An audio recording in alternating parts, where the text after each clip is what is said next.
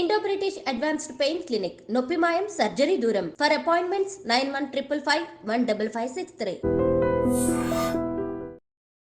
Movie promotion విషయంలో మీరు వెనకబడ్డారని మీరు అనుకుంటున్నారా? అనుకున్న కొంతమంది ఆర్టిస్టులు రాకపోవడం వల్ల మళ్ళీ ఎందుకులేండి నీ పేర్లు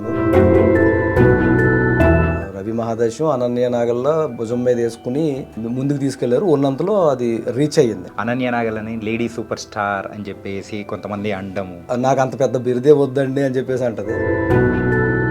లిటిల్ లేడీ సూపర్ స్టార్ అన్న పెట్టుకోమ్మా అని చెప్పేసి అంటే సార్ అండి. డోంట్ మైండ్ మీరు పేర్లు చెప్పాలంటే చెప్పొచ్చు, లేకపోతే వదిలేయచ్చు. ఒక్కటి మాత్రం నిజం, ఎందుకంటే మన సినిమాకి వెన్నెల కిషోర్ గారు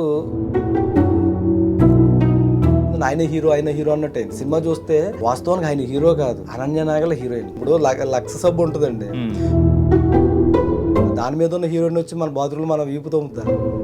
అదే అట్రాక్షన్ కోసం, అదే లక్ష సబ్బు మీద కవర్ లాంటి. ఇది కొంచెం తగ్గిందే అని అనిపించిన సందర్భాలు ఏదన్నా అనిపించిందా మీకు? ఫస్ట్ హాఫ్ వచ్చేసరికి ఇది తిప్పుతున్నాడు రా అన్నది మాత్రం తిట్టారు.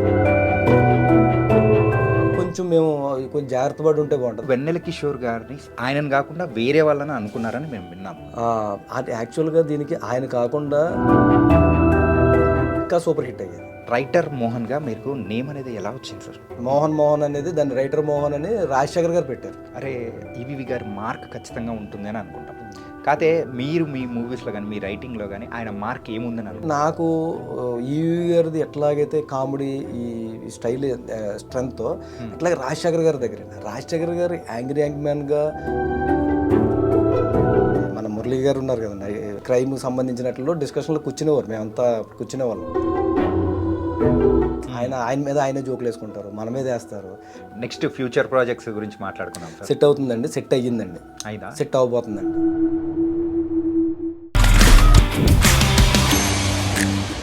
Hi guys, welcome to iDream. నేను మీ చాణక్య. క్రిస్మస్ సందర్భంగా రిలీజ్ అయిన శ్రీకాకుళం షెర్లాక్ హోమ్స్ మూవీ మరి వండర్ఫుల్ విజయాన్ని కూడా సొంతం చేసుకొని హ్యాపీగా ముందుకెళ్తుంది. మరి ఆ మూవీ రైటర్ మోహన్ గారు ఇప్పుడు మనతో పాటున్నారు. మరి ఆ మూవీ సక్సెస్ గురించి, అందులో జరిగిన లోటుపాట్లు అండ్ ఇంకా ఏదైనా కానీ ఫన్నీగా ఉన్నాయా, లేకపోతే ఆ రెస్పాన్స్ చూసిన తర్వాత ఆయన రియాక్షన్ ఎలా ఉంది, ఇలా బోల్డ్ అన్ని ప్రశ్నలు అనేది కూడా నా మైండ్లో తిరుగుతున్నాయి. మరి అన్నీ కూడా ఆయన్ని అడుగుతాం. Hi sir. హలో అండి. Sir, first of all congratulations. Thank you. తనకైతే హిట్ కొట్టేశారు. హిట్ అండి, అంటే హిట్ అండి, ఏ హిట్ అండి? బొమ్మ హిట్ సార్. ఓకే, అది దోమల కోసం హిట్ అండి అన్నట్టు. హిట్ రెండు రకాలు వస్తాయి అన్నారేమో. గోదావరి కదా, అట్లాగా ఎక్స్పెక్ట్ చేసాం. మరి ఎటకరం చేశారా, నిజంగా అన్నారా? చెప్తాను సార్. ఏంటంటే 25న రిలీజ్ అయింది క్రిస్మస్ సందర్భంగా. సో వేరే మూవీస్ అనేది లేకపోవడంతో, సో అది కాకుండా మూవీలో కంటెంట్ కూడా డిఫరెంట్గా ఉంది. రీసెంట్ టైమ్స్లో కూడా ఆ టైప్ ఆఫ్ మూవీస్ రాలేదు కాబట్టి మంచి సక్సెస్ అనేది కూడా సాధించింది. సక్సెస్ని ఎలా ఎంజాయ్ చేస్తున్నారు? చాలా బాగా ఎంజాయ్ చేస్తున్నాం. ఎందుకంటే ముఖ్యంగా ఇండస్ట్రీ నుంచి మంచి అటెంప్ట్, బాగా చేసావు. ఏదైతే మీరు ఫస్ట్ చెప్పారో లాస్ట్ 40 minutes అవి చాలా బాగుంది, బాగా స్క్రీన్ ప్లే సైడ్ కూడా బాగా చేసావు అని చెప్పేసి అన్నారు. ఇందాక మీరు లోటు పాటలు అన్నారు కదా, అవి ఖచ్చితంగా ప్రతి సినిమాకి ఉంటాయి. ఆ లోటు పాటలతో పాటు ఆటుపోట్లు కూడా ఉన్నాయి. ఆటుపోట్లు కూడా సముద్రానికే కాదు, మనిషి జీవితంలో కూడా ఉంటాయి కాబట్టి ప్రాజెక్ట్కి. సో అవన్నీ దాటుకుని డిసెంబర్ 25వ తారీఖున రిలీజ్ చేయడం, అది సోలోగా కంటిన్యూస్గా మనకి హాలిడేస్ ఉండడం. సో 70% ఆక్యుపెన్సీ థియేటర్స్తో మొత్తం మీద హ్యాపీ టాక్ అన్నమాట, మంచి టాక్. అండ్ మూవీ ప్రమోషన్ విషయంలో మీరు వెనకబడ్డారని మీరు అనుకుంటున్నారా? వెనకబడ్డం అంటే అది జరుగుతుందండి.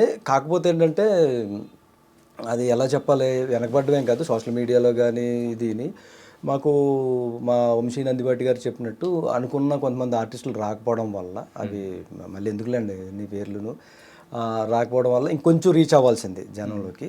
కానీ అమ్మాయి అనన్య నాగల్ల కానీ, రవి మహాదేశం, ఇట్లాగా మిగతా ఆర్టిస్టులు, ముఖ్యంగా వీళ్ళిద్దరూ రవి మహాదేశం అనన్య నాగల్ల భుజం మీద వేసుకుని ముందుకు తీసుకెళ్లారు. ఉన్నంతలో అది రీచ్ అయ్యింది. ముఖ్యంగా అనన్య అమ్మాయి పాపం ఏ సినిమా చేసినా కూడా అమ్మాయి హీరో అవుతుంది, మన తెలుగు అమ్మాయి. అండ్ రీసెంట్గా అయితే అనన్య నాగలని లేడీ సూపర్ స్టార్ అని చెప్పేసి కొంతమంది అండము. సో దాని గురించి మీరేమంటారు? అదే ఆ అమ్మాయితో చెప్తుంటే నాకు అంత పెద్ద బిరుదే వద్దండి అని చెప్పేసి అంటది. అందుకే ఏం చేస్తాను, లేడీ సూపర్ స్టార్ విజయశాంతి గారు ఉన్నారు కాబట్టి లిటిల్ లేడీ సూపర్ స్టార్ అన్న పెట్టుకోమ్మా అని చెప్పేసి అంటే సార్ అని అంటుంది ఆ అమ్మాయి. దగ్గర అలాంటి అమ్మాయి అండి. ఎందుకంటే ఈ రోజుల్లో మనం బయట నుంచి తీసుకొచ్చే హీరోయిన్లు కానీ మామూలుగా ఉన్న హీరోయిన్లు కానీ ఎంతవరకు చేస్తున్నారో నాకు తెలియదు, కానీ ఒక చిన్న సినిమాకి పాపం అమ్మాయి తన వంతుగా అంటే సినిమా షూటింగ్ చేసేసి డబ్బింగ్ చెప్పేసి వెళ్ళిపోవడం ఒకటే కాదు, ఇది మన బాధ్యత, జనాలకు తీసుకువెళ్ళాలి సినిమాని, అంటే ఉన్నంతలో తీసుకెళ్ళాలి అనేది తన బాధ్యతగా ప్రతి సినిమాకి చేస్తున్నాను. ఈ సినిమా కాదు, గత సినిమాల్లో పొట్టేలు అవ్వచ్చు, ఇంకా అమ్మాయి ఏ సినిమా చేసినా కూడా 100% ఇస్తుంది. అంటే మనము మూవీ రిలీజ్కి ముందు కూడా ఒక ఇంటర్వ్యూలో కలిసినప్పుడు కూడా మనం మాట్లాడుకున్నాం ఏంటంటే ఎవ్రీ మంత్ కలుస్తూ ఉన్నారు, మరి నెక్స్ట్ మంత్ కూడా ప్లాన్ వేస్తున్నారు అని కూడా అనన్యతో అన్నాం అనమాట. అదే అమ్మాయి మీరు ఎలా కలుస్తారు, ప్రతి సినిమాకి ఆ అమ్మాయి ఎక్కువ మీడియాలో ఉంటుంది కాబట్టి ఏ సినిమా అంటే ఆల్మోస్ట్ ఆ అమ్మాయి నెలకి ఒక సినిమా రిలీజ్ అవుతూ ఉంది. సో చాణక్య గారు ఇంటర్వ్యూ చేస్తూ ఉంటారు కాబట్టి ఖచ్చితంగా కలుస్తారు. కాకపోతే అదే అండి, అంటే అమ్మాయి డెడికేషన్ మనం మెచ్చుకోవాలి. అనన్య నాగల్ ఎందుకు మెచ్చుకోవాలంటే అమ్మాయి వకీల్ సాబ్ లాంటి పెద్ద సినిమాల్లో చేసిన, అలాగే అమ్మాయి సోలోగా చేసినా కూడా తను అంటే మన బాధ్యత, సినిమా అనేది జనాలకు వెళ్ళాలి. ఈ రోజుల్లో ప్రమోషన్ అనేది చాలా ఇంపార్టెంట్. మన సినిమా తీసి ఫ్రిడ్జ్లో పెట్టుకోవడానికి కాదు, బయట జనాలకు చూపించడానికి అనేది ఆర్టిస్టులు అంటే ఒక్కోటి సందర్భానుసారం బట్టి ఉంటుందండి. ఆర్టిస్టులు సినిమాకి కమిట్ అవుతారు, తర్వాత వాళ్ళ డేట్స్ రకరకాల వెబ్ సిరీస్లు అవ్వచ్చు, బిజీ అయిపోవడం వల్ల కుదరకపోవచ్చు. ఉన్నంతలో చేసిన సినిమా కూడా మన సినిమాయే కదా, జనాలకు రిప్రజెంట్ చేసేది అదే కదండి. సో అలా ఉంటే ఇంకా బాగుంటుంది. అంటే ఇందాక మీరు మాట్లాడేటప్పుడు రిలీజ్ టైంలో కూడా సో కొంతమంది పేర్లు ఎందుకు తీయడం లేండి, వాళ్ళు రాలేదు అని చెప్పేసి అని అన్నారు. అంటే మీరు ఇఫ్ యూ డోంట్ మైండ్ మీరు పేర్లు చెప్పాలంటే చెప్పొచ్చు, లేకపోతే వదిలేచ్చు. అంటే ఇది కాంట్రవర్సీలా కాదు కదండి, ఒక్కటి మాత్రం నిజం. ఎందుకంటే మన సినిమాకి వెన్నెల కిషోర్ గారు ఒక క్యారెక్టర్, మెయిన్ క్యారెక్టర్. అంటే అందరిలోనూ ఆయన ప్రైమ్ అవడం వల్ల చిన్నది ఏమైపోయిందని ఆయన హీరో అన్నట్టు అయింది. సినిమా చూస్తే వాస్తవానికి ఆయన హీరో కాదు, అనన్య నాగల హీరోయిన్. ఇది చాలా క్లియర్గా అర్థం అవుతుంది సినిమాలో. వెన్నెల కిషోర్ గారు చెప్పింది కూడా అదే. అంటే నేను ఫస్ట్ నుంచి అంటున్నట్టు ఇందులో 7 క్యారెక్టర్స్ ఉంటాయి, 7 రోజుల్లో జరిగే ఒక సినిమా ఇది. ఫస్ట్ సప్త స్వరాల్లో ఒక స్వరానికి ఒక్కొక్క ఎలాగైతే ఉంటుందో, సప్త సముద్రాల్లో ఒక్కొక్క పేరు ఎలా ఉంటుందో, వెబ్జిఆర్లో 7 రంగుల్లో ఎలా ఉంటుందో, ఆయన మాకు బ్రైట్గా కనిపించిన రంగు, వినసొంపుగా ఉండే రాగం, డెప్త్గా ఉండే సముద్రం అవడం వల్ల ఆయన ఎక్కువ వాడేసాం మేము. అందుకే పోస్టర్ మీద కూడా ఆయన మెయిన్ గా పెట్టారు. తప్పదు కదండి, మనకి ఏది వర్కౌట్ అవుతుందో అదే చేస్తాం. ఇప్పుడు లక్ష సబ్బు ఉంటుందండి, లక్ష సబ్బు మనకు 100 సంవత్సరాలు 70 సంవత్సరాలు 100 సంవత్సరాల నుంచి సబ్బు వస్తుంది, మెటీరియల్ అదే ఉండొచ్చు, పైన కవర్ మీద హీరోయిన్ మారుతూ ఉంటారు. ఇప్పుడు ట్రెండింగ్లో ఎవరు ఉంటే వాళ్ళనే వాడతారు, పాత కాంట్రాక్ట్ ఉన్న వాళ్ళని వాడరు కదండి. సో అది కొంటాము, అది కొన్నంత మాత్రాన దాని మీద ఉన్న హీరోయిన్ వచ్చి మన బాత్రూంలో మనం వీపుతో ముద్దా అట్రాక్షన్ చూసుకుంటాం. అట్లాగే జనాలకు ఏది అట్రాక్ట్ అవ్వాలో అది ఇస్తాం ఫస్ట్. సార్ మీరు గోదావరిలో నిరూపించుకుంటున్నారు సార్. అట్లా కాదు, అంటే చూసే కదండి అది మార్కెటింగ్. సో పోస్టర్ మీద ఒక 3-4 సినిమాలు ఉన్నాయి ఇప్పుడు, ఖాళీ సీజన్ ఇది. అంటే ఈ వీక్లో పెద్ద సినిమాలు ఏమీ లేవు, మాకు ఆక్యుపెన్సీకి అవకాశం ఉంది. 4 పోస్టర్లు పడ్డాయి పెద్ద. ఇప్పటికీ పుష్పనే బేపచ్చంగా ఆడుతుంది. సో దాని తర్వాత చూసేసిన వాళ్ళకి ఏదైనా చూద్దాం అనుకున్నప్పుడు వెన్నెల కిషోర్ కనిపించాడు అనేసరికి ఎక్కువ పెద్దగా కనిపించారు అనుకోండి, ఆ మూలలో ఉన్నాడు అనుకోండి, ఆయన అవకాశాలు తక్కువ ఉంటాయి, అన్ని సినిమాలాగా ఉంటుంది. సో పెద్దది కాబట్టి పెద్ద పోస్టర్ వేసేసరికి సో వెళ్దామని వెళ్తారు. వెళ్ళిన తర్వాత ఆ థ్రిల్ వర్కౌట్ అవుతుంది. ఫస్ట్ థియేటర్ రప్పియాలి కదా ఫస్ట్, అదే అట్రాక్షన్ కోసం, అదే లక్ష సబ్బు మీద కవర్ లాంటిది. Okay okay. అంటే శ్రీకాకుళం షెర్లాక్ హోమ్స్ ఒక డిటెక్టివ్ స్టోరీ అనేది కూడా తీసుకొని, అది కూడా 7 రోజుల్లో జరిగే ఇన్సిడెంట్స్ని తీసుకొని మీరు అన్నట్టు చేశారు. సో ఇందులో మూవీ మొత్తం అయిన తర్వాత అరే ఇది కొంచెం తగ్గిందే అని అనిపించిన సందర్భాలు ఏదన్నా అనిపించిందా మీకు? అది ఫస్ట్ హాఫ్కి ఉందండి. అది యాక్చువల్గా ఏంటంటే ఇది అకిరా కురోసావా ఒక 70 years బ్యాక్ రోషోమన్ అని చెప్పేసి ఒక స్క్రీన్ ప్లే ఉంటుంది ఇప్పటికీ కూడా. చాలామంది దీన్ని ట్రై చేయకపోవడానికి కారణం ఏంటంటే మనకి అంటే ఒక మ్యాటర్ని ఒక్కొక్క యాంగిల్లో చెప్పడం అనేది ఆయన స్టార్ట్ చేశారు ఆయన. ఓకే, సో దాన్ని ఒక పోతురాజ్ అని ఒక సినిమా కమల్ హాసన్ గారు చేశారు. పశుపతి గారు ఒక కైండ్ ఆఫ్లో చెప్తే, ఒక పాయింట్ ఆఫ్ వ్యూలో చెప్తే కమల్ హాసన్ గారు సగం వరకు చేశారు. తర్వాత అడవిశేషి గారు ఎవరని చేశారు. అది ఇదైంది. అట్లాగే చాలా తక్కువ మంది అటెంప్ట్ చేస్తూ ఉంటారు. Yeah.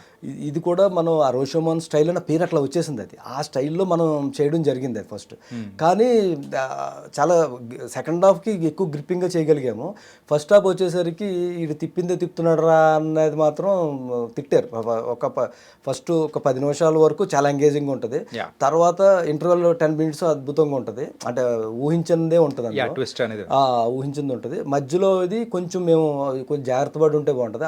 ఆ మధ్యలో అదే కొంచెం రిపీట్ అన్న ఫీలింగ్ వచ్చి ఫస్ట్ హాఫ్గా ఉంది ప్రాబ్లం. సెకండ్ హాఫ్ వచ్చేసరికి అసలు అంతా చాలా ఎంజాయ్ చేస్తున్నారు. సెకండ్ హాఫ్ వేరే లెవెల్ అని అనుకోవచ్చు. అవును, కంప్లీట్గా ఖచ్చితంగా. అండ్ ఇందులో వెన్నెల కిషోర్ గారిని అంటే స్పెషల్గా క్యారెక్టర్ కోసము ఆయనను కాకుండా వేరే వాళ్ళని అనుకున్నారని మేము విన్నాము. అది యాక్చువల్గా దీనికి ఆయన కాకుండా వేరే వాళ్ళు చేసుంటే ఇంకా సూపర్ హిట్ అయ్యేది. ఎవరైనా కనీసం కొత్తోడు చేసినా కూడా. ఓకే, దీనికి ఈ ఎక్స్పెక్టేషన్స్ ఉండే కాదు. ఇక్కడ మన సినిమాకి విషయానికి వచ్చేసరికి ఏమైందంటే వెన్నెల కిషోర్ గారు అంటే ఆయన నుంచి సాధ్యమైనంత వరకు ఆ కామెడీ, ఆ కైండ్ ఆఫ్ ఎంటర్టైన్మెంటే మనం ఎక్స్పెక్ట్ చేస్తాం.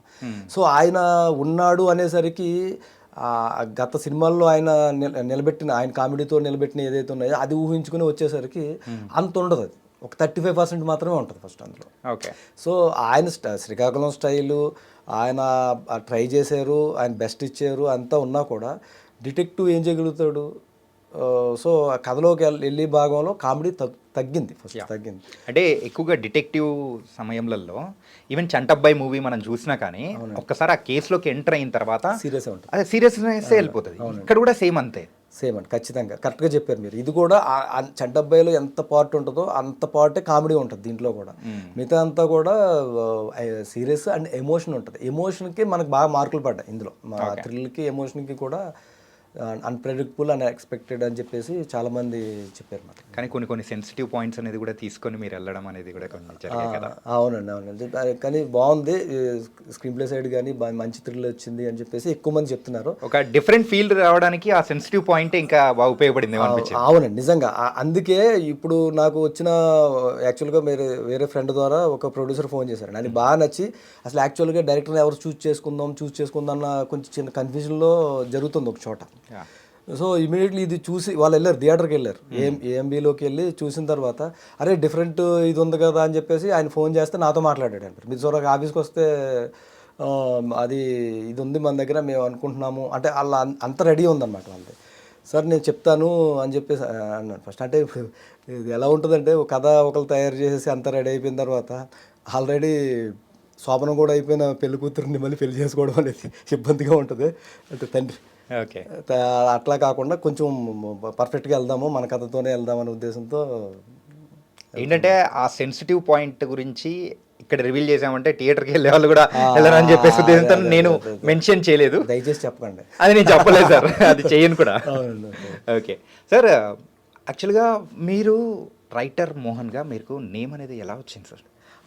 ఇది అంటే ఇది చాలామందికి ఇదే అంటున్నారండి. అసలు నీకు చాలామంది క్యాస్ట్ పెట్టుకుంటారు, లేదా ఇంటి పేరు పెట్టుకుంటారు, ఇంటి పేరుని బట్టి పెట్టుకుంటారు కదా అనేది. అది అందరికీ తెలుసు అండి. క్యాస్ట్ మనం చెప్పకపోయినా వెనక రెడీగా కనుక్కుంటూ ఉంటారు. సో అది క్లియరు, తెలిసేది అట్లా తెలుస్తుంది. సో మాకు ఈ ఇయర్ దగ్గర ఎక్కువ మంది రైటర్స్ ఒక 8 మంది 9 మంది ఉండేవారు, 10 మంది కూడా ఉండేవారు. అలాగే నేను పోసాని కృష్ణమూర్తి గారి దగ్గర కూడా అక్కడ కూడా ఆయనకి శిష్యులు అట్లాగే ఉండేవారు. సో ఎప్పుడైనా పిలిచేటప్పుడు ఈ సెట్లో కానీ లేకపోతే రైటింగ్ డిపార్ట్మెంట్లో కూడా మోహన్ అనగానే ట్రేతో వాటర్ పట్టుకొచ్చి అతని పేరు కూడా మోహనే ఉండే సందర్భాలు ఉన్నాయి. లేకపోతే ఆర్ట్ డిపార్ట్మెంట్లో ఒకళ్ళు ఉన్నారు, అట్లా ఒక్కొక్క డిపార్ట్మెంట్లో ఆ పేరు ఎక్కువ ఉన్నారు ఫస్ట్. సో అప్పుడు పిలిచేటప్పుడు రైటర్ మోహన్ పిల్లండి అన్న తర్వాత ఒక సినిమాకి అనుకోకుండా ఏమైందంటే రచనా సహకారాల్లో డైరెక్షన్ డిపార్ట్మెంట్లో ఒక అసిస్టెంట్ డైరెక్టర్ ఏంటంటే పేర్లు వేస్తారు కదా. అప్పుడు ఈ మొబైల్ అంత యాక్టివ్ ఉండేది కదా, అంటే ఇన్కమ్ అయితే డబ్బులు పడిపోతాయి, చేస్తే డబ్బులు పడిపోతాయి రోజుల్లో. సో పేరే కదా అని రైటర్ మోహన్ అని వేసేసారు తర్వాత. దాని తర్వాత ముఖ్యంగా నేను రాజశేఖర్ గారు జీవిత గారు సినిమాలకి ఎక్కువ వర్క్ చేశాను అనమాట. ఎవడైతే నాకేంటి దగ్గర నుంచి కూడా వాళ్ళ కుటుంబ సభ్యుడిగానే ఉండేవాడిని, నాకు అంత ఇంపార్టెన్స్ ఇచ్చేవారు. సో ఆ పేరు ఆయనకి చాలా ఇష్టం, మోహన్ అనేది. దాన్ని రైటర్ మోహన్ అని రాజశేఖర్ గారు పెట్టారు. ఇట్లా పెడితే ఆయన దానికి ఇంకో సలహా కూడా ఇచ్చారు. ఇప్పుడు ఏమవుతుందంటే కింద టైటిల్స్ ఉంటాయి కదా, అవును. టైటిల్స్ అయిపోయేటప్పుడు ప్రతి ఒక్కరికి ఒక డిపార్ట్మెంట్ వేసి వీళ్ళని తెలుస్తూ ఉంటుంది. నీకు అవసరం లేదు, ఫస్ట్ ఇది వేస్తే డిపార్ట్మెంట్ పేరు వేయకపోయినా పర్లేదు, ఎవరు తెలిసినా తెలియకపోయినా రైటర్ మోహన్ అనేవాడు మెయిన్ అని తెలుస్తుంది. ఇప్పుడు బాగా అదే ఫేమస్ అయిపోయింది. అది తెలుస్తుంది. ఇప్పుడు కెమెరా పలానా వాళ్ళ పేరు, లేకపోతే ఆర్ట్ ఇలా ప్రొడక్షన్ డిజైన్ ఇట్లా పేర్లు ఉంటుంది. నీకు అవసరం లేదు ముందు వేయకుండా రైటర్ మోహన్ అని మామూలుగా పేరు వేసేసినా సరిపోద్ది, లేకపోతే డైలాగ్స్ రైటర్ మోహన్ అని వేసినా సరిపోతుంది. ఫస్ట్ నీకు అది పైగా మాకు ఎప్పటి నుంచో ఒక చిన్న పాజిటివ్ వైబ్స్ ఉంది. ఎయిటర్ మోహన్ గారు అప్పట్లో ఒక రన్ అవుతూ వచ్చింది. తర్వాత తమిళ్లో ఒక క్రేజీ మోహన్ అని చెప్పేసి ఒక ట్రెండ్ సెటర్ ఒక ఆయన ఉన్నారు. సో ఇది ఇండస్ట్రీ ఓన్ చేసుకునే పేరు అనమాట. మన ఇంట్లో బుజ్జి, చిన్ని, నాన్న ఇలాంటి పేరు ఎలాగైతే ఉందో, అంటే ఎబ్బెట్టుగా ఉండదు. ఫస్ట్ నువ్వు అది కంటిన్యూ చెయ్యి, దీనివల్ల నీకు పాజిటివ్ వైబ్రేషన్ వస్తుంది అన్నారు. ఆయన అన్నట్టుగానే జరిగింది. సో ఏ రోజు నేను రైటర్గా ఖాళీ లేను, అంటే గోస్ట్ రైటర్గా. ఓకే, ఆ పేరు పెట్టుకోగానే సో కంప్లీట్ కలిసి వచ్చేసింది. అండ్ ఈ షెర్లాక్ హోమ్స్ మూవీతో కూడా మా అందరికి ఇంకా బాగా ఒక డైరెక్టర్గా బాగా దగ్గర బాగా, అంటే మామూలుగా శ్రీనివాసరావు, వెంకటరావు, సుబ్బారావు అని పెట్టుకుంటే అందరితో పాటు, అంటే కౌరవుల్లో 98, 99, 78 పేర్లు మనకి ఎలా గుర్తుండదో అట్లా వెళ్ళిపోతున్నాను. సో రైటర్ మోహన్ అనేది ఏ రిజల్ట్ ఉన్నా ఎలా ఉన్నా కూడా మన పేరు ముందు అలవాటు అయింది. ఓకే సార్, మరి ఈబీవీ గారి క్యాంప్ నుంచి వచ్చినప్పుడు సో చాలామందిని, అంటే ప్రేక్షకుల దగ్గర నుంచి కానీ మిగతా ఎవరన్నా ప్రొడ్యూసర్స్ కానీ వాళ్ళ ఎక్స్పెక్ట్ చేసేది ఏంటంటే, అరే ఈబీవీ గారి మార్క్ ఖచ్చితంగా ఉంటుంది అని అనుకుంటాం. కాకపోతే మీరు మీ మూవీస్లో కానీ మీ రైటింగ్లో కానీ ఆయన మార్క్ ఏముందని అనుకుంటున్నారు? కరెక్ట్గా, ఎందుకంటే మా స్ట్రెంతే కామెడీ, పంచెస్, డైలాగ్స్ అవన్నీ. సో ఈ సినిమాకి వచ్చేసరికి ఉంది, పెట్టాము. కాకపోతే ఏంటంటే లెంత్ పర్మిట్ చేయకపోయేసరికి మెయిన్ కథ నుంచి అవి కొన్ని లేపడం వల్ల కామెడీ తగ్గింది ఈ సినిమాకి. అది మా డైరెక్షన్ డిపార్ట్మెంట్ కానీ మిగతా అందరూ కూడా చెప్పింది అదే. ఫినిషింగ్ కూడా ఒక కామెడీ టచ్తోనే ఉండేది. సో ఎమోషన్ వెళ్దామని ఒక ఎడిటింగ్ టేబుల్ మీద వచ్చిన డిస్కషన్స్తో మనం ఒక ఎమోషన్ ఫినిషింగ్ ఇచ్చాము. యాక్చువల్గా కామెడీ ఇది ఉండేది, అదొక్కటి నా పర్సనల్గా మిస్ అయ్యాను అనేది ఇది ఉంది. నెక్స్ట్ ఇంకొకటి ఏంటంటే, నాకు ఈ ఇయర్ది ఎట్లాగైతే కామెడీ ఈ స్టైల్ స్ట్రెంగ్తో, అట్లాగే రాజశేఖర్ గారి దగ్గర, రాజశేఖర్ గారు యాంగ్రీ మ్యాన్గా ఆయన యాక్షన్ సినిమాలు అవి చేసినా కూడా ఆయనతో పర్సనల్గా మీరు ఒకసారి కూర్చుని ఉంటే స్పాంటిన్యూటీ కానీ, ఆ సెన్స్ ఆఫ్ హ్యూమర్ కానీ ఆయన్ని మనం ఎంజాయ్ చేస్తాం అనమాట. అంటే ఈ జబర్దస్తులు ఇవన్నీ మామూలుగా ఇప్పుడు టీవీలో చూస్తాం, ఆయనతో పక్కన ఉంటేనే. ఎందుకంటే మన మురళీ గారు ఉన్నారు కదండి, ఇప్పుడు మురళీ గారు ఆయన ఈ క్రైమ్ సంబంధించినట్లు డిస్కషన్లో కూర్చునేవారు, మేమంతా కూర్చునేవాళ్ళం. ఆ కూర్చున్నప్పుడు కూడా కామెడీ అనమాట. అంటే ఆయన కూడా ఫోన్ డైరెక్ట్గా చేస్తారు మురళీ గారికి కానీ నాకు కానీ, ఐడియా వచ్చింది చెప్పండి ఇది ఎలా ఉంటుంది అని. కామెడీ అనమాట. ఆయన మీద ఆయనే జోకులు వేసుకుంటారు, మన మీద వేస్తారు, టైమే తెలియదు.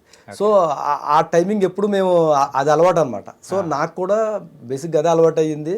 నా స్ట్రెంగ్త్ కూడా ఆ కామెడీ అండ్ ఎమోషన్ అనేది ఇంకా యూనివర్సల్ అది. ఎందుకంటే మనం ప్రేమించిన అమ్మాయి అవ్వచ్చు, భార్య అవ్వచ్చు, అమ్మ అవ్వచ్చు, నాన్న అవ్వచ్చు, చెల్లి అవ్వచ్చు, అక్క అవ్వచ్చు, ఏదైనా కూడా, లేదా ఇండియా అవ్వచ్చు, మన ఊరు అవ్వచ్చు, ప్రతిదీ ఎమోషనే కదా. ఎమోషన్ లేని మనిషి అంటూ ఉండరు కాబట్టి సో ఎమోషన్ అనేది పట్టుకుంటా ఇప్పుడు కూడా. అంటే సార్ 2009లో ఎన్నికల ప్రచారం సందర్భంగా రాజశేఖర్ గారు అండ్ జీవిత గారితో కూడా శ్రీకాకుళం వెళ్ళారు కదా. సో ఈ యొక్క కథ మూలం అనేది అక్కడ మొదలైంది అనుకోవచ్చా? అక్కడ మొదలేదండి, అక్కడ ఇది ఎంతండి, దీనికి సినిమా షూటింగ్ స్టార్ట్ అవ్వడానికి ఒక 3 months ముందే ఒక కాఫీ షాప్ దగ్గర మా అరుణ్ అసోసియేట్తో పిలిచి, ఒరే చిన్న ఐడియా వచ్చింది, ఈ మన దగ్గర ఉన్న కథలు ఓకే అయినాయి, కాకపోతే సినిమా తర్వాత 1.5 year హీరో డేట్స్ అంటే ఓకే అయ్యి ఉన్నాయి, టైం పడుతుంది. అసలు అట్లా కాకుండా మనం సబ్జెక్ట్నే హీరో కూడా చేద్దాము. అసలు ఇప్పుడు మీరు ఏదైతే వెన్నెల కిషోర్ గారు ఎలా అనుకున్నారు, లేదా వేరే అనుకున్నారు, అది కూడా నిజం కాదు. దీనికి ఏంటంటే మా తొక్కలో ఐడియా ఏంటంటే, అప్పుడు నిజంగా నవ్వుతారు ఈ ఐడియాకి. అరుణ్తో అన్నమాట, రే ఇప్పుడు అసలు హీరోలో కాకుండా కెమెరానే హీరోగా పెడదాం, ఇంట్రాగేట్ చేద్దాం, కెమెరా పాయింట్ ఆఫ్ వ్యూలో ఇంట్రాగేట్ చేద్దాం, ఆ కెమెరాకి మనోగర్ వాయిస్ ఇద్దాం, అప్పుడు రజనీకాంత్ హీరో అనుకుంటారు, సాయి కుమార్ గారు వాయిస్ ఇద్దాము, రాజశేఖర్ గారు హీరో అనుకుంటారు.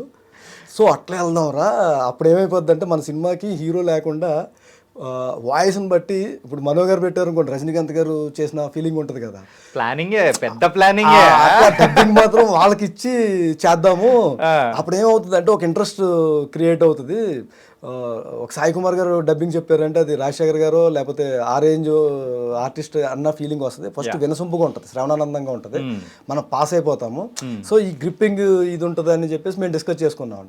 ఇది బాగుంది గురూజీ, అసలు ఇది మంచి ఐడియా ఇది అన్నారు. తర్వాత ఏంటంటే మనం ఏదైతే రాసుకుంటామో పేపర్ మీద కాలక్రమేణా డెవలప్మెంట్ మారుతూ ఉంటుంది కదా. తర్వాత అన్నారు అది మళ్ళీ ఎక్కువ చేసినా కూడా మోనాటిని వచ్చేస్తుంది ఫస్ట్ క్వశ్చనింగ్ లో. అది కొంచెం వరకు అయితే పర్లేదు, బాగుంటుంది.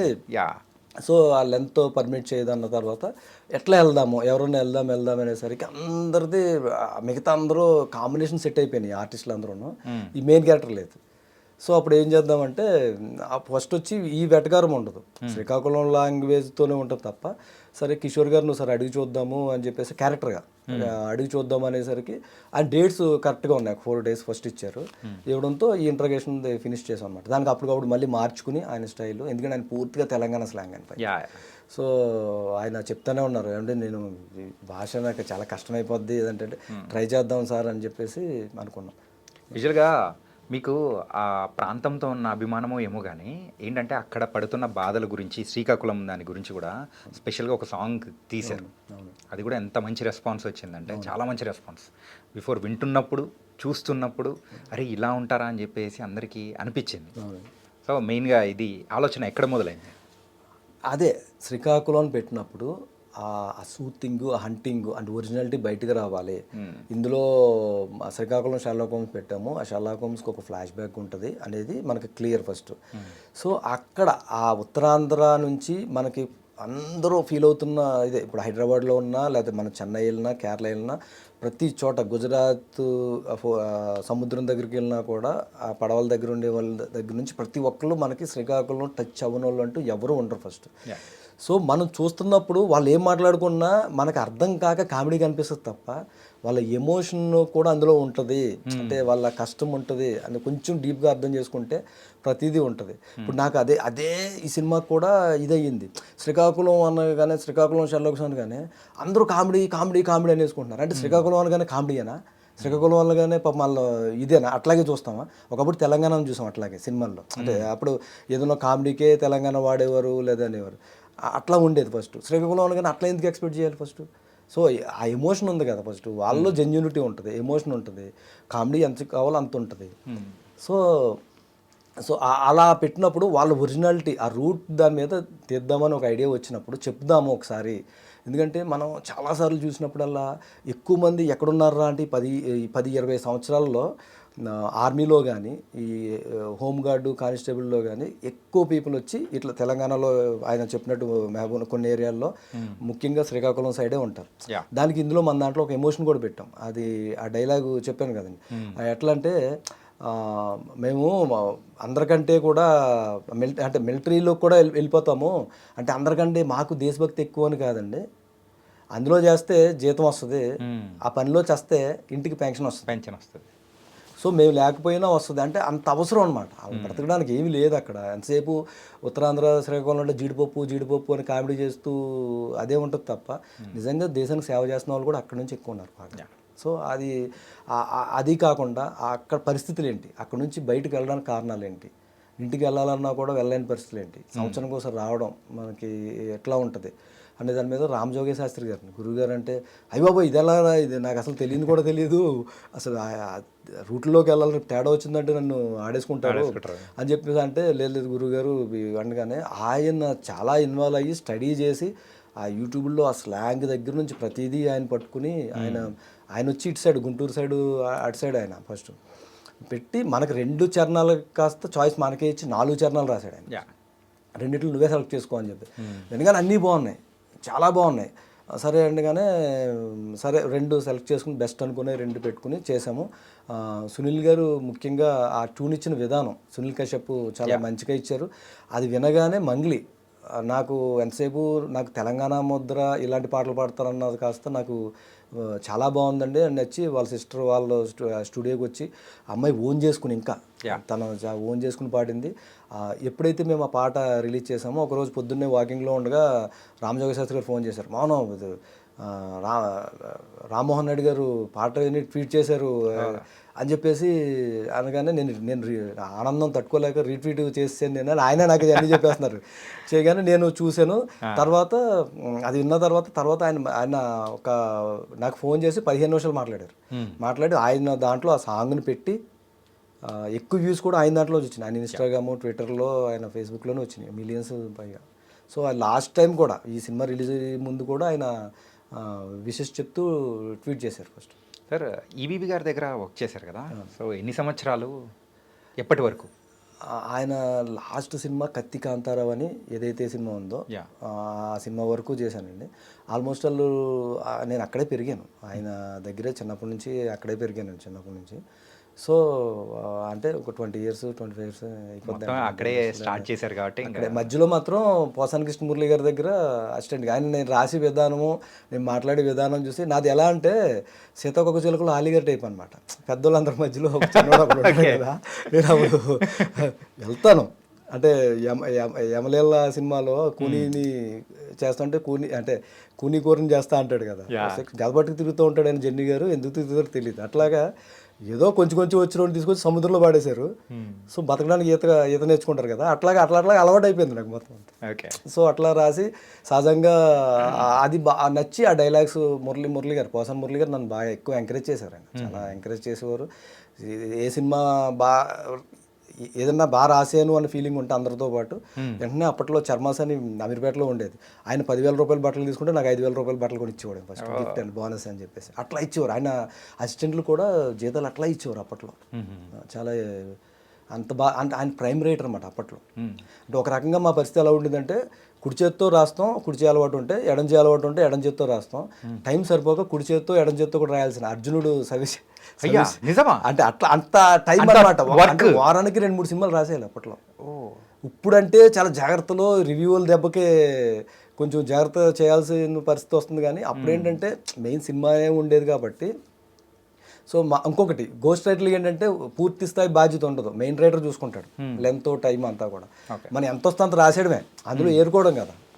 ఒక మా వెర్షన్ రాసి ఇచ్చామంటే దానిలోంచి ఒక మంచి పాయింట్స్ అనేది కూడా అంటే మ్యాచ్ అయ్యి తీసుకుంటారు. మా గురుగారు ఈవి గారు కూడా అంతే. ఆ 10 మంది రైటర్స్ దగ్గర నుంచి కూడా ఆయన తీసుకుని ఒకటి రెడీ చేసేవారు. ఆయన ఫస్ట్ ఒకటి రెడీ చేసేవారు. ఆయన అంత అద్భుతంగా రెడీ చేసేవారు అంటే ఇప్పుడు అంటున్నారు కదండి హాలీవుడ్లో స్క్రిప్ట్ అయితే షూటింగ్ అయిపోయినట్టే అనేది, అది ఈవి గారి దగ్గర ఉండేది. ఓకే, ఆయన స్క్రిప్ట్ లాక్ చేసే విధానం చూస్తే మనకు అక్కడ క్లోజ్ అయిపోయింది అనమాట. ఎవరికి టైంని అనవసరంగా ఖర్చు పెట్టరు ఆయన. ఈ స్క్రిప్ట్ లాక్ అయిపోయిన తర్వాత ఎవరితో ఏ పని ఉంటే ఆ పనే, కాస్ట్యూమ్స్ వాళ్ళతో ఉంటే అది చెప్పేసినారు వాళ్ళు అయిపోయేది. తర్వాత మేకప్ ఉంటే ఇది అని అట్లా ప్రతి వాళ్ళకి కూడా. అలాగే షూటింగ్ టైము 6కి ప్యాకప్ అంటే 5:45కే ఆయన ఆల్మోస్ట్ ఆల్ క్లోజ్ చేసేవారు. అందుకే వరుస పెట్టి 15-16 ఇట్లు ఇచ్చిన ఏకైక డైరెక్టర్ మహానుభావుడు. అండ్ ఎక్స్ప్రెస్ వేగంతో కూడా ఆయన షూట్ చేసేవాళ్ళు కదా సార్. అసలు ఎంత ఎక్సలెంట్ అంటే ఆయన మైండ్లోనే ఎడిటింగ్ పెట్టుకునేవారు. ఇప్పుడున్న డైరెక్టర్లు ఏంటంటే ఇటు తీసి మళ్ళీ నెక్స్ట్ షాట్కి అటు తీసి అట్లా చేస్తూ ఉంటారు. ఆయన వన్ సెట్ పెట్టారంటే ఇటువైపు వచ్చే అన్నీ కూడా విత్ యాక్షన్ కంటిన్యూటీతో సహా. ఇప్పుడు ఈ కప్పు తీసుకుని ఇట్లా పెట్టామంటే రెండో చోట వచ్చేసి మళ్ళీ ఇలా తీయాల్సి ఉంటుంది. ఆయన అవసరం లేదు, ఇక్కడ నుంచి తీసుకుంటారు. కటింగ్ అంత పర్ఫెక్ట్ ఉండేది ఆయన మైండ్లో కటింగ్ అనమాట. అందుకే ఆయన అలాగే డైలాగు ఆయన చెప్పించే విధానం ఆర్టిస్టుల చేత. ఇప్పుడు అంతమంది కమెడియన్స్ ఆయన ఉన్నప్పుడు కలకలాడుతూ ఉండేదంటే నిజంగా ఆయన గ్రేట్. కానీ ఆయన సడన్గా నిష్క్రమించడం అనేది కూడా ఒక 50 సినిమాలు చేసేద్దరు ఆయన. నిజం సార్. ఏంటంటే ఇండస్ట్రీకి ఒక తీరని లోటుగా కూడా ఆయన ప్లేస్ ని కూడా భర్తీ చేసేవాళ్ళు ఛాన్స్ లేదు. ఆయన కానీ ఆయన ముందు జంజాల గారు కానీ ఇంకా అది అంతే, వాళ్ళ ఆ ఇంపాక్ట్ అలాగే ఉందండి ఇప్పటికీ కూడా. ప్రయత్నించినా కూడా 10% చేయగలుగుతున్నారేమో అంతే, ఎవరు 10% అంతే. అంటే అవే తిప్పి అట్లా మార్చి పేరు మార్చి ఆర్టిస్టులు మారుతున్నారు, అవే ఉంటున్నాయి కంటెంట్. కానీ ఆ కామెడీ కూడా ఏంటంటే ప్రేక్షకులతో పాటు అంటే ప్రేక్షకుల్లో ఫ్యామిలీస్ కూడా బాగా ఎంజాయ్ చేసే కామెడీని కూడా హ్యాపీగా అన్ని వర్గాలకు సంబంధించిన మూవీస్ అనేది కూడా తీసేవాళ్ళు కదా ఆయన. ఖచ్చితంగా ఆయన ఎంత గ్రేట్ అంటే ఒక పెద్ద సినిమా చేస్తే ఇమ్మీడియట్లీ ఒక చిన్న సినిమా చేసేవారు, రెండు బ్యాలెన్స్ చేసుకుంటూ వచ్చేవారు. ఓకే. ఒక అల్లుడా మజాకా లాంటిది చిరంజీవి గారి సినిమా చేసిన ఆయన ఇమీడియట్లీ ఆమె లాంటి సినిమా కూడా చేశారు, చిన్న సినిమా. సో అది బ్యాలెన్స్ చేసుకుంటూ కంటిన్యూగా హిట్లు అనమాట. అంటే సినిమా అనేది ప్రాణం ఆయనకి. ఇప్పుడు అలాగే నరేష్ గారి విషయంలో కూడా బయట లేకపోయినా ఆయన సినిమా తీసి హిట్ ఇచ్చేవారు. అంటే ఆయన చెప్పి హిట్ కొట్టే ఏకైక డైరెక్టర్ ఆయన. యా సార్, మరి మీ విషయానికి వచ్చేటప్పటికి గడ్డం గ్యాంగ్. అవునండి. ఏంటి సార్ ఆ గడ్డం గ్యాంగ్ వెనకాల ఉన్న స్టోరీ ఏంటి? గడ్డం గ్యాంగు అదే ఒక తమిళ్ సూదికవ్వం అని తమిళ్ సినిమా రీమేక్ అండి. రాజశేఖర్ గారికి ఆయన బాగా ఇష్టపడి తీసుకున్నారు. అది తమిళ్లో పెద్ద హిట్ అది. సో దానికి నాకు రైటర్గా అవకాశం ఇచ్చారు. దట్స్ యువర్ ఫస్ట్ అంటే డైలాగ్ రైటర్గా నా పేరు ఉంటుంది దానికి, అంతే. సో దాని తర్వాత కానీ మరి ఎక్కడ మిమ్మల్ని ఎక్కువగా మనం చూడలేదు? అంటే ఎక్కువ స్టోరీ డిస్కషన్స్, వెర్షన్స్, అంటే మెయిన్ రైటర్గా కాకపోయినా రచనా సహకారాలు అవ్వచ్చు, లేదా స్క్రీన్ ప్లేలో పాలు పంచుకున్నవి అవ్వచ్చు, ఇట్లాగే సరిపోయింది అనమాట ఫస్ట్. ఇట్లా ఇంకా లాస్ట్ మధ్యలో అంటే మీకు తెలియదే ఉంది, లాస్ట్ 5 సంవత్సరాల నుంచి ఆ కోవిడ్ తర్వాత పరిణామాలు మారినాయి కాబట్టి దాని తర్వాత ఎక్కువ స్క్రిప్ట్ వర్క్లకి ఒక్కొక్క చోట కూర్చున్నామంటే ఆ సినిమా ఫినిష్ అవ్వడానికి సంవత్సరం పడుతుంది. సో టైం అంతా అట్లా అయ్యిందండి. లాస్ట్ టైము ఒక మధ్యలో చేసాం చాలా సినిమాలు, స్క్రిప్ట్ దశలోనే మెటీరియలైజ్ కొన్ని అవుతూ ఉంటాయి, కొన్ని అవ్వు. గాడ్ ఫాదర్కి చేశానండి అట్లాగే చిరంజీవి గారిది, అది 2 years. ఓకే. గాడ్ ఫాదర్కి నేను గోస్ట్ రైటర్గా చేశాను దానికి. కానీ సార్ ఈ శ్రీకాకుళం షెర్లాక్ హోమ్స్ కంటే ముందు ఒక చిన్నది ఏదో మీరేదో చేశారు కదా సార్, మూవీ డైరెక్షన్. అది మీరే పట్టుకుంటారండి బాబు. అది ఫస్ట్ అది కేర్ ఆఫ్ గోదావరి అని ఒక చిన్నది, అది యూట్యూబ్లో ఉంటుందండి, కేర్ ఆఫ్ గోదావరి. దానికి క్యాప్షన్ కూడా మా స్టైల్ అని ఉంటుంది. అంటే క్యాప్షన్ పెట్టాలంటే పోస్టర్ పట్టదు. అవును కదా, గోదావరి గురించి ఏం చెప్తాం? ఎక్కడో అక్కడ పుట్టిన తర్వాత ఫస్ట్ వచ్చింది తెలంగాణ నుంచి, అందుకే దాని గురించి ఎంత చెప్పినా పోస్టర్ పట్టదు, మొత్తం అంతా ఫిలప్ అయిపోద్ది. కాబట్టి అదే caption, care of Godavari. Caption పెట్టాలంటే పోస్టర్ పట్టదు. అంటే మా గురువు గారు అత్తిలి సత్యబాబు ఇది క్యాప్షన్ కూడా వేస్టే అని పెట్టారు ఆయన. అవును, ఎందుకంటే అప్పట్లో ఇది ఒక ప్యాషన్ అయిపోయింది, ప్రతి ఒక్కరు క్యాప్షన్ పెట్టేస్తూ ఉండేవారు. సో అత్తిలి సత్యబాబుకి ఇది క్యాప్షన్ కూడా వేస్టే అని ఎట్లా పెట్టారో మేమేం చేసామంటే కేర్ ఆఫ్ గోదావరి అంటే క్యాప్షన్ పెట్టాలంటే పోస్టర్ అని పెట్టి చేసాము. అది కూడా పాజిటివ్ రివ్యూసే ఉంటుంది మనకి, యూట్యూబ్లో చెక్ చేసుకున్నా కూడా రివ్యూ సైడ్ పాజిటివ్ ఉంటుంది. ఒక పులస చేప మీద ఉంటుంది కదా, అది మోటివేషన్ ఎక్కువ ఉంటుంది. ఒక చేప మీద స్టోరీ అంటే ఒక చేప మనకి ఎందుకు, చాలా చేపలు ఉంటాయి, అన్నిటికన్నా కూడా ఎక్కువ రేట్ ఎందుకు పెడతాం ఆ చేపకి? అది ఎదురుతుంది. అంటే మనిషి జీవితంలో కూడా ఎక్కువ మనం ఎన్ని వస్తే అన్ని ముందుకెళ్తే మన వాల్యూ పెరుగుద్ది. ఓకే. మామూలు చేపల్లాగా ఉంటే దాని వాల్యూ అంతే ఉంటుంది. సో భయపడిపోతూ ఉంటాం కదా, అట్లా ఏమి కాదు. అవి మన టేస్ట్ పెంచుకోవాలంటే, అంటే మనం ఇంకా అవ్వాలంటే దానిలా ఉండాలని ఒక కంపారిజన్తో అదొక కథ తయారు చేశారు అనమాట, మోటివేషన్. ఇంతకు సార్ మీరు సుమారు మీ చిన్నప్పటి నుంచి కూడా మీ లైఫ్ అంతా కూడా ఈ సినీ ఇండస్ట్రీలోనే సాగుతూ ఉంది యాజ్ ఎ రైటర్గా మొత్తం అన్నీ. కానీ సార్ మీరు డైరెక్టర్ అవ్వాలని అనుకునింది ఎప్పుడు సార్? అంటే ఎవరైనా కూడా చిన్నప్పటి నుంచి ఇక్కడ రెండే ఉంటాయి. ఫస్ట్ అయితే హీరో అయిపోదాం అని అనుకుంటారు, ఎందుకంటే అర్థం మనల్ని ప్రపంచంలో మోసం చేసేది అర్థమే కాబట్టి. ఎవరికైనా చూడగానే మనం పాటలు పాడుకున్నా, రీల్స్ చేసుకున్నా, లేకపోతే ఇప్పుడు ఇది అందరూ ఎందుకు రీల్స్ చేస్తున్నారు, ఎవరికైనా అందంగా ఉన్నామని ఫీలింగే కదా ఫస్ట్. అది అలా ఉండాలి, అది ఆ కాన్ఫిడెంట్గా ఉండాలి. కాబట్టి అది ఫస్ట్ హీరో అయిపోదాం అనుకుంటాం. కాలక్రమేణా తెలుస్తుంది నువ్వేమవ్వాలో ఇక్కడ పరిస్థితులు తెలియజేస్తాయి, అదొకటి. తర్వాత నెక్స్ట్ ఇమీడియట్లీ వచ్చి కోరిక ఏంటంటే డైరెక్టర్ అవ్వాలని ఉంటుంది. ఎవరు 24 క్రాఫ్ట్స్లో అవ్వచ్చు, లేదా దానికి సినిమా ఫీల్డ్కి అనుసంధానంగా అవగాహన ఉన్న ఏ డిపార్ట్మెంట్ అయినా అవ్వచ్చు. బయట నుంచి సాఫ్ట్వేర్లో చేస్తున్నా కూడా డైరెక్టర్ అయిపోదామనే ఇండస్ట్రీలోకి ఎంటర్ అవుతారు. సో దానికి అల్టిమేట్గా అదే గోల్ ఉంటుంది. కాబట్టి నాకు అలాగే అనిపించింది డైరెక్టర్ అవ్వాలని. ఆ ప్రయత్నాల్లో ఎప్పుడు అయితే అప్పుడు అనమాట. నాకు లక్కీగా మా సినిమాకి రమణారెడ్డి గారు దొరికారు. ఆయన డైరెక్టర్ మనిషి అనమాట. అంటే డైరెక్టర్ ఐడియా అని ఆయన చాలా, ఆయన జడ్జ్మెంట్ కానీ అది కానీ చాలా బాగుంటుంది. ఓకే. ఆయన బిజినెస్లో కూడా వాళ్ళ ఫ్రెండ్స్ అందరూ కూడా ఆయనకి అదే చెప్తూ ఉంటారు. సో ఆయన దొరకడం అదృష్టం. నేను చెప్పగానే, ఆ పాయింట్ చెప్పగానే ఆయనకి నచ్చింది. ఇమీడియట్లీ చేస్తున్నామండి అని చెప్పేసి ఆయన అట్లాగే చేశారనమాట. అంటే ఈ రోజుల్లో చాలా రేర్గా చూస్తాం, అంటే నోటు కాకుండా నోటి మాటనే అంత పవర్ఫుల్గా చెప్పే, అంటే అంత కమిట్మెంట్ ఉన్న వ్యక్తి ఆయన. అంటే మీ దగ్గర నుంచి మేము ఎప్పుడో ఎక్స్పెక్ట్ చేసాం, అంటే యాజ్ ఏ డైరెక్టర్గా కానీ. సో ఫుల్ ఫ్లెడ్జ్డ్గా ఈ 2024లో పడాల్సి వచ్చింది అయిందా అనుకున్నావు, చాలా లేట్ అయిపోయింది అని. అదేనండి, అంటే ముందు నేను మధ్యలో ఏమనుకున్నా అంటే ఫస్ట్ డైరెక్షన్లోకి వెళ్తే అందరికీ హీరోలు అనేది ఎంతవరకు ఇస్తారో తెలియదు ఫస్ట్. అది ప్రాసెసింగ్ అనమాట డైరెక్టర్ అనేది. ఇప్పుడు రైటర్గా అనేది ఒక 15 రోజుల్లో ఒక స్క్రిప్ట్ వెర్షన్ రాసి ఇచ్చేయచ్చు. అది సీరియల్ రాసుకున్నా, లేకపోతే సినిమా రాసుకున్నా, వెబ్ సిరీస్ రాసుకున్నా ఎప్పుడు పని ఉంటుంది. ఇప్పుడు అందరికీ పని ఉంటుంది, ఇంతకు ముందులా కాదు.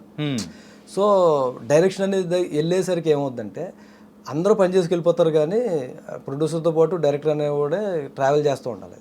అది రిలీజ్ అయ్యే వరకు అందరికీ అంత సాఫీగా రిలీజ్ అవుద్దా అంటే చెప్పలేం. మాకంటే ఇప్పుడు వంశీ నందిపట్టి గారు లక్కీగా దొరికారు కాబట్టి, సో ట్యాప్లో పాడితే బాటిల్ వాటర్ అవుద్ది, శంఖంలో పోస్తే తీర్థం అవుద్ది అన్నట్టు ఆయన వెళ్ళడం వల్ల మేము హ్యాపీ, సేఫ్ అయ్యాం. బట్ అందరికీ అట్లా దొరకపోవచ్చు. సో నాకు అది అవగాహన ఉంది. నేను రైటర్గా చేసిన డైరెక్టర్లు పాపం చాలా సినిమాలు ఆగిపోయిన తర్వాత ఇదండి. సో అది కాదు, ఫస్ట్ ఈ ఇంటికి సంబంధించి నా బాధ్యతలకు సంబంధించి ముందు అది సెట్ అవ్వాలన్న ఉద్దేశంతో రైటింగ్ మీద ఇక నేను ఎక్కువ ఫోకస్ చేసి, అలాగే నేను మణికొండలో సొంతంగా ఒక ఇల్లు కట్టుకుని అన్ని సెట్ అయిన తర్వాతే దిగాను. ఫస్ట్ అది మెయిన్ టార్గెట్ ఉండాలి. మనల్ని నమ్ముకున్న వాళ్ళని మనం బాధ పెట్టకూడదు అనేది ముందు కాన్సెప్ట్ ఫస్ట్. సో ఇల్లు కట్టి చూడు, పెళ్లి చేసి చూడు అంటారు, రెండు అయిపోయాయి కాబట్టి అదే అండి, డైరెక్షన్ అనేది కూడా పెళ్ళి లాంటిదే. సో అన్నీ అయిన తర్వాత దీనికి దిగాం అనమాట. ఇప్పుడు నాకు 4 రోజులు ఖాళీ ఉన్నా నష్టమే లేదు, మళ్ళీ ఖర్చు చేసుకుని మళ్ళీ సినిమా చేస్తాం. Okay. So financial wise all set? అంటే ఆల్ సెట్ ఏం కాదండి, అప్పర్ మిడిల్ క్లాస్ లేదా మిడిల్ క్లాస్ అంటాం కదండి, దానికి కిందకే కాదు దాని పైకి కాదు, అంతే. ఓకే. అంటే సార్, వంశీ గారి చేతిలో పడిన తర్వాత మూవీ సో ఇంత లార్జ్ స్కేల్లో వెళ్ళిందని అని అనుకోవచ్చా? ఖచ్చితంగా అండి, ఎందుకంటే ఆయనకి 100% చేసిన సినిమాలన్నీ హిట్లు వచ్చాయి.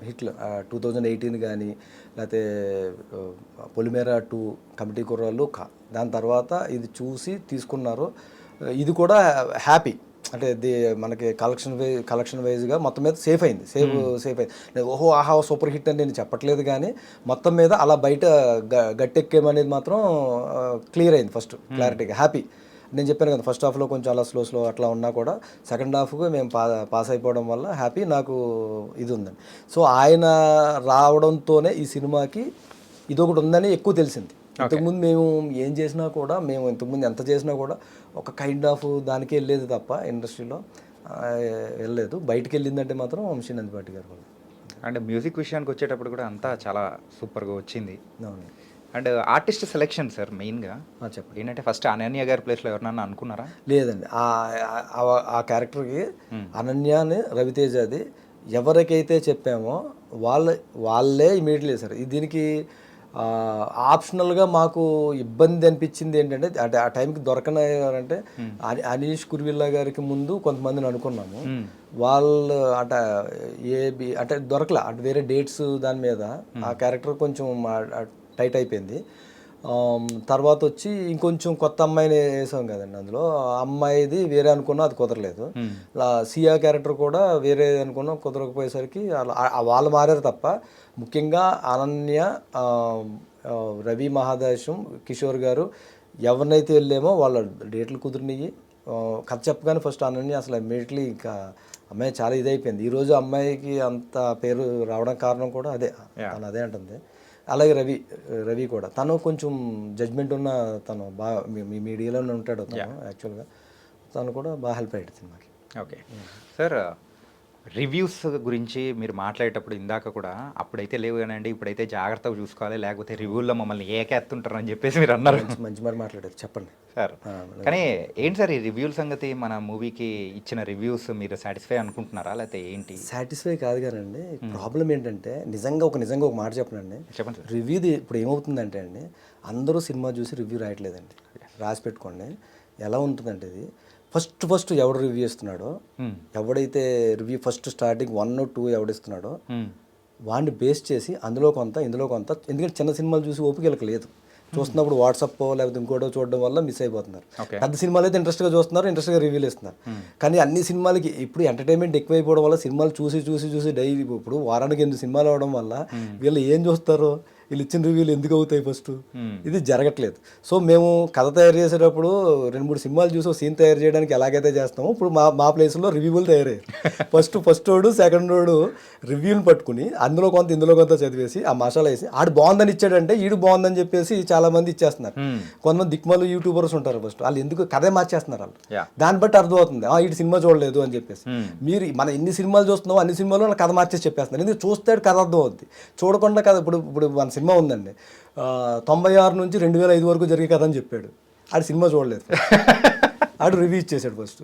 సో ఇట్లాగ ఏమైపోతుందంటే చిన్న సినిమాలకి వీళ్ళ ప్రాబ్లం ఏంటంటే, రివ్యూల్లో ప్రాబ్లం కూడా ఏంటంటే ప్రతిదీని పుష్పతోనూ కేజీఎఫ్తోనూ లేకపోతే దేవరతోనూ అలా పోల్ చేస్తున్నారు. ఒక రోడ్డు పక్కన మన ఇడ్లీ తిందాం అనుకున్నప్పుడు దాని రేటు దాని టేస్ట్ ఏంటి అనేది అదే ఎంజాయ్ చేయాలి. పార్క్ హైత్లోకి వెళ్ళినప్పుడు దాని రేటుకి దాన్ని ఎంజాయ్ చేయాలి. జూనియర్ ఆర్టిస్ట్కి జూనియర్ ఎన్టీఆర్ని ఒకలా చూస్తే ఎలాగా?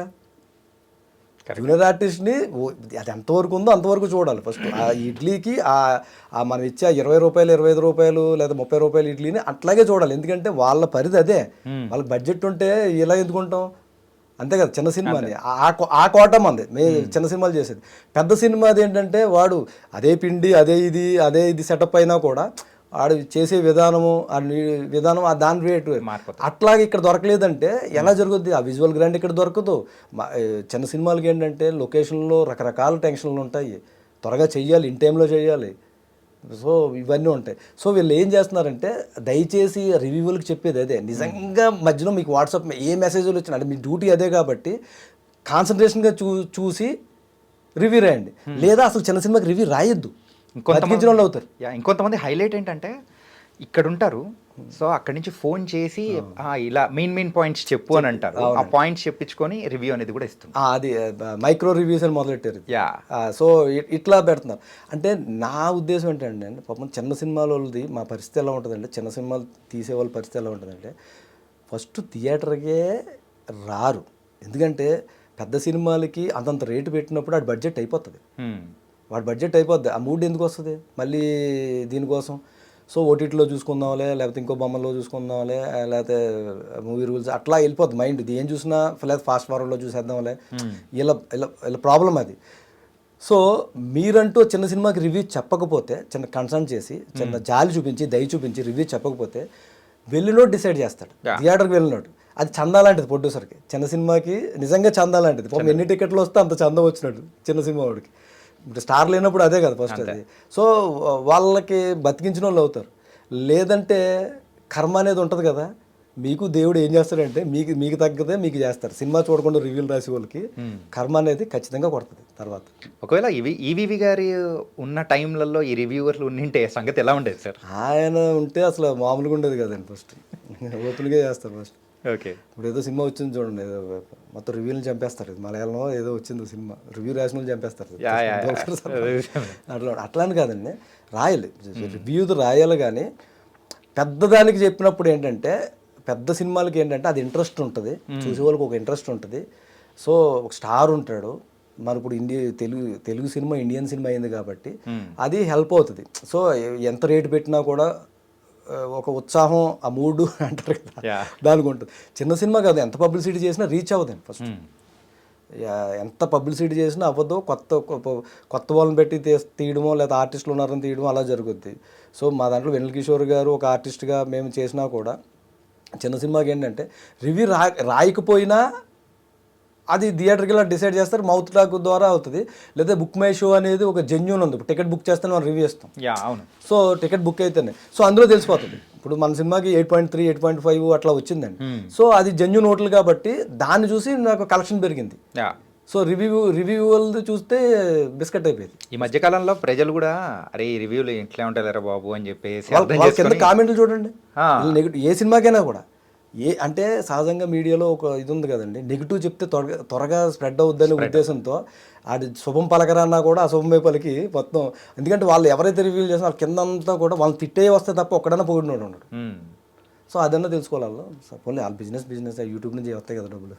ఓకే, తనకి నైస్ సార్. కానీ ఇంకా నెక్స్ట్ ఫ్యూచర్ ప్రాజెక్ట్స్ గురించి మాట్లాడుకుందాం సార్. సెట్ అవుతుందండి, సెట్ అయ్యిందండి, అయిందా? సెట్ అవ్వబోతుందండి. ఏం సార్ ఇది? 3 రకాలు ఉన్నాయి. స్పోకెన్ ఇంగ్లీష్ అని చెప్పట్లేదు నేను, మామూలుగానే అన్నీ మార్చి నుంచి వెళ్తున్నామండి. అన్నీ నేను మీకు పర్సనల్గా చెప్తా, ఫ్రెండ్స్ అయిపోయారు కాబట్టి సార్ నేను అనౌన్స్మెంట్ ఇస్తాను ఫస్ట్. అంతే, సెట్ అయిపోయింది. Super sir. అంటే మీ ఈ ఫస్ట్ మూవీకి వరకు సో మీరు అనుకున్న ఆర్టిస్టులు కొన్ని చోట్ల కొన్ని మిస్ అయ్యాయి. అవునండి. కానీ ఇంకా నెక్స్ట్ రాబోయే దాంట్లో పెద్ద స్టార్ని కానీ అట్లా ఏమైనా ఎక్స్పెక్ట్ చేయొచ్చు అంటారా? మినిమం అండి, మినిమం. ఓకే. మినిమం అంతే. అన్ని సినిమా అయితే ఖచ్చితంగా మార్చి ఏప్రిల్ స్టార్ట్ చేస్తున్నాము. అంతా రెడీ అయింది, అంటే దీని మధ్యలోనే సెట్ అయిందండి ఇది. సో అవి త్వరగా వెళ్ళిపోతుంది. ఇంకా అయిపోయింది. అంటే మళ్ళీ ఏమన్నా థ్రిల్లర్ అండ్ ఈ కైండ్ ఆఫ్ థ్రిల్లర్ కాదండి, ఇది కామెడీ ఎమోషనే. Comedy emotion. మాది ఏదైతే స్ట్రెంత్ ఉందో దాని మీదే వెళ్తున్నాం. ఓకే. యాజ్ ఎ రైటర్గా మీరు ఎప్పుడో గట్టెక్కేశారు, అంటే డైరెక్టర్గా కూడా ఈ మూవీతో గట్టెక్కేశారు. సో ఇంకా రాక్ చేయాలని మనస్ఫూర్తిగా కోరుకుంటూ సో ఐ డ్రీమ్కి వచ్చినందుకు thank you so much sir. Thank you Chanakya గారు. Thank you. ఆ పేరే పాజిటివ్ వైబ్రేషన్.